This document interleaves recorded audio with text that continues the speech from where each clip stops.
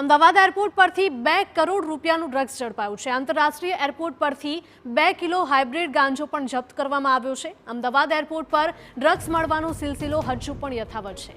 થાઇલેન્ડથી hybrid ગાંજો મંગાવ્યો હોવાનો ખુલાસો થયો છે। હાઇબ્રિડ ગાંજા સાથે એક પેડલરની પણ ધરપકડ કરી લેવાઈ છે।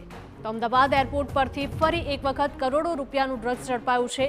આંતરરાષ્ટ્રીય એરપોર્ટ પરથી 2 કિલો હાઇબ્રિડ ગાંજો જપ્ત કરવામાં આવ્યો છે।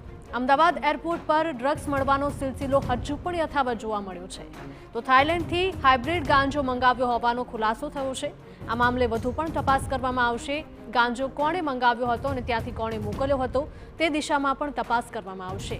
હાઇબ્રિડ ગાંજા સાથે એક શખ્સની ધરપકડ।